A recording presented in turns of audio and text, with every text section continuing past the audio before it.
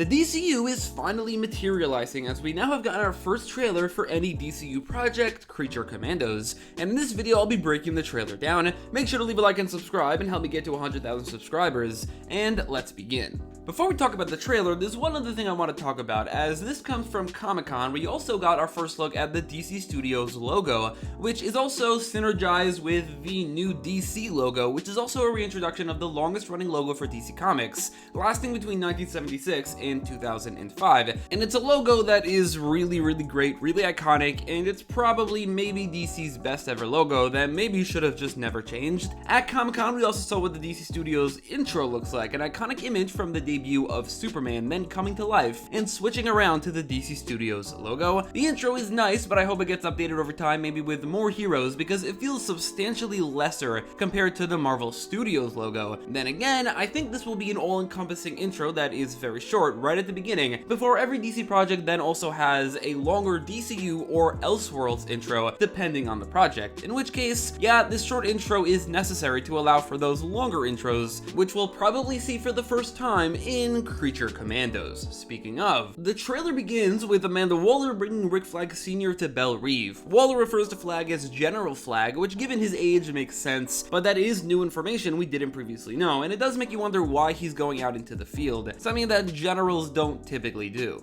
As we can see, Amanda Waller looks like Viola Davis, because if you don't know, Viola Davis will be reprising her role as Amanda Waller in the DCU, as both the Suicide Squad and Peacemaker are considered loose canon, meaning similar but not exact events happened in this universe, and then both character designs and their actors will carry over between live action and animation. We can already see this with Flag, who will appear played by Frank Grillo in both Superman and Peacemaker Season 2, although he very noticeably is less gray in the images we've seen from those projects than here in Creature Commandos. Maybe that'll be updated by CGI, I don't know. It does seem a little weird that there's already a character who kind of does look different between animation and live action. Flag says that Congress shut down the Suicide Squad. This is a direct continuation of the events of Peacemaker, in which Waller's daughter, Leoto Adebayo, revealed the Suicide Squad to the world. We now know this directly leads to the formation of the Creature Commandos. The immoral part of the squad is that it uses human prisoners as expendable weapons, so Waller then pivots to those who aren't humans.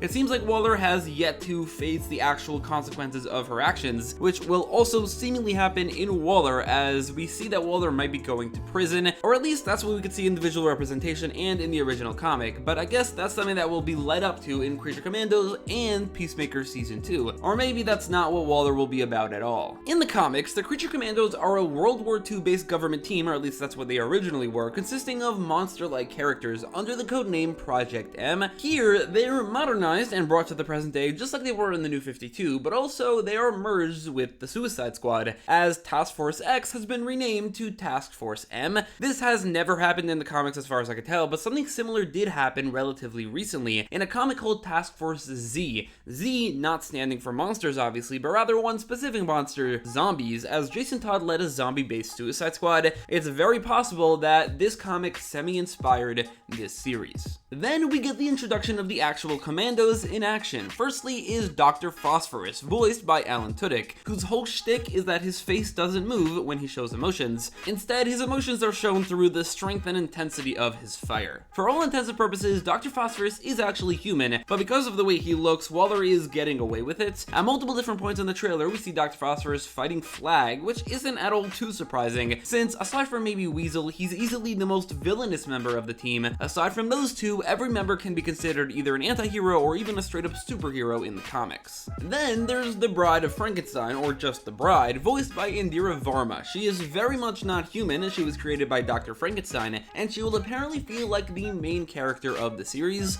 We actually hear her speak in the trailer, and she has a British accent, something that I'd assume Frankenstein doesn't, which feels like something they'll probably joke about in the series but just never answer why. Later in the trailer, we see what is almost certainly her origin and how she was brought to life, as this shadowy figure is almost certainly the actual Victor Frankenstein.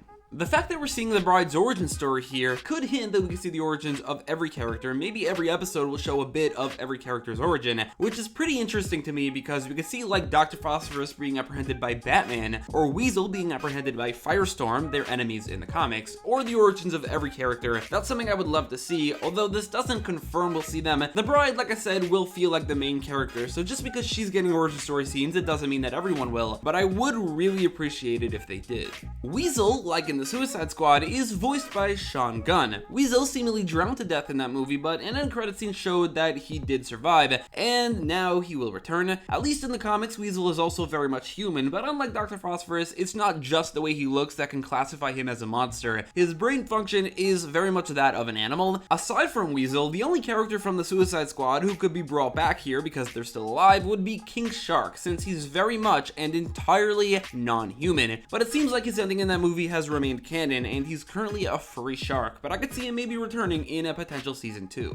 In the background, we see G.I. Robot, also voiced by Sean Gunn, although that will be a lot more of Sean Gunn's job here since Weasel is mostly just grunts. His character has been confirmed to originate from World War II, most likely created by Robert Crane like the comics, and created for the sole purpose of killing Nazis, which will be his whole shtick this season. We could even hear him saying how long it's been since he sent Nazis to hell later on in the trailer. He also talks in the third person as we hear him in the trailer and see on some merch. As a robot, he definitely is not human, so he could classify for this team, but I also would not say that he's a monster. He's a robot. Although G.I. Robot has been a member of the Creature Commandos in the comics, so I'm not saying it doesn't fit. Also in the background is Nina Mazursky, who will be voiced by Zoe Chow. In the comics, Nina is the adopted daughter of one of the founders and the chief scientist of Project M, Professor Mazursky, and from what I could tell, she was born the way that she is in a village populated by random monsters. So yeah, she is a monster herself. We don't hear her say anything in the trailer, but she looks extremely sad throughout. And on some merch, we see her say, "I don't know how to kill someone." So she'll be very sad, very self-conscious,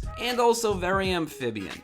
Speaking of that merch, the bride's line there is "Let's go kill a princess," which it seems will be their primary mission here, to kill Princess Ilana Rostovich, who will be voiced by Maria Bakalova. Ilana Rostovich is an original character who we do not see in the trailer at all, but we do see her kingdom a bit, or more specifically her castle, which will be apparently called Poco Castle, also an original location populated, it seems, by high-tech medieval-inspired guards, imagery, and overall societal structure. This whole story of a version of the Suicide Squad going to a completely original medieval setting is kind of exactly what they're currently doing in the Suicide Squad Isekai anime. I don't know if that's just some kind of crazy coincidence or what, but it's kind of wild to think about. Like, this has never been a thing the Suicide Squad do, and yet two different animated series coming out in the same year are doing the exact same thing. Notably, and rather surprisingly, out of every member, it's Eric Frankenstein, voiced by David Harbour, who is shown off the least in the trailer, not appearing until his character card 52 seconds in, and not getting any lines, just scream. This probably speaks to the character's role. He will likely not have too large of a role aside from pining after the bride. Looking at the beginning of the trailer and team shots, it seems like he won't even be a member of the Creature Commandos, but will tag along only just so that he could be close to the bride, and that will be his whole character. This is certainly a big change from the comics, as if you look at the original Commandos, Frankenstein is front and center and is the only member to carry over to the series. This is definitely not a complaint though, it's just an observation. When it comes to the Creature Commandos, they could change just about anything, and I absolutely would not mind.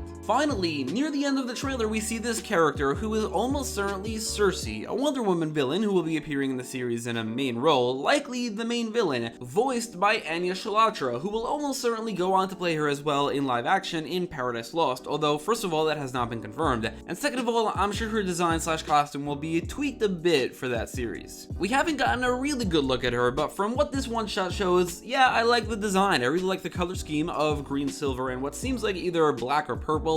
This one shot is lit by a purple glow, so you can't really tell, but regardless, I'd imagine that since her powers look like that, she'd almost always be lit by this glow anyway, so for all intents and purposes, it's purple, and that makes for a really great color color scheme. The design is not a direct adaptation of anything from the comics, but Cersei is very unique in that she looks completely different in every one of her appearances, whether that be in the comics or animation, so she doesn't really have a set design, and this one does work really well. The trailer ends with the cast list, which includes both Steve Agee and Maria Bakalova, whose characters of Johnny Economos and Alana Rostovic are not seen in the trailer at all, while every other main character is. And so that's the first trailer for anything DCU related, and I gotta say, it looks great. I love the art style, the animation looks great, I'm intrigued already by the story, and more so than anything, the characters and their dynamics with each other, which is sure to be something that's really fun to watch, as that's always the case in every James Gunn project. There are obviously other DCU projects I'm a lot more excited about, but I also think that Creature Commandos looks like it'll work really well as a soft launch to the DCU, and what seems like it'll be a really great bridging between the DCEU and DCU, showing what is and what isn't relevant and returning,